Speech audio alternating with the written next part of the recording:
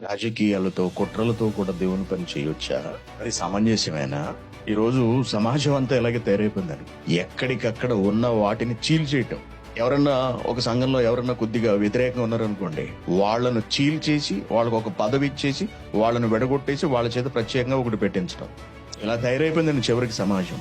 సంఘము అనే భావన పోయింది, సమాజం అనే భావన పోయింది. ఆహా, నీకు ఫలానా వాడితో పడట్లేదా? లేదా నీకు వాక్యోపదేశకుడితోనే నీకు గొడవలు ఉన్నాయా? అతనికి నీకు పడట్లేదా? ఎందుకు పడట్లేదు? మాకు పాట ఇవ్వలేదు, నేను మెసేజ్ చెప్తున్నట్టు నాకు అవకాశం లేదు, నేను సెమినార్ లో మాట్లాడుతుంటే నాకు అవకాశం లేదు, కాబట్టి అసలు ఈ సంఘం ఎలా ఉంటుందో నేను చూస్తాను, నాకు ఇవ్వంది ఎలా నిలబడుతుందో నేను చూస్తాను, నేనే తెచ్చుకుంటాను సెపరేట్ గా అని చెప్పి రకరకాల రాజకీయాలు, రకరకాల ఫిర్యాదులు, రకరకాల ప్రయత్నాలు చేసి ఓకే కొంతమంది జనాల్ని కూడగట్టి తిరుగుబాటు చేయడం. ఆ తిరుగుబాటును ప్రోత్సహించే వాళ్ళు ఉంటారు, మళ్ళీ తిరుగుబాటును సమ్మతించేవాళ్ళు. ఇదిగో మీరు ఒకటి పెట్టేసుకోండి, తర్వాత ఇంకొకరు తిరుగుబాటు చేస్తారు, మళ్ళీ మీరు కూడా ఇంకోటి పెట్టేసుకోండి. అప్పుడు దానిలోంచి ఇంకొంతమంది బయలుదేరుతారు తిరుగుబాటుదారులు. ఎందుకంటే తిరగబడే స్వభావం ఉన్నవాడు ఎక్కడా కుదురుగా ఉండలేడు.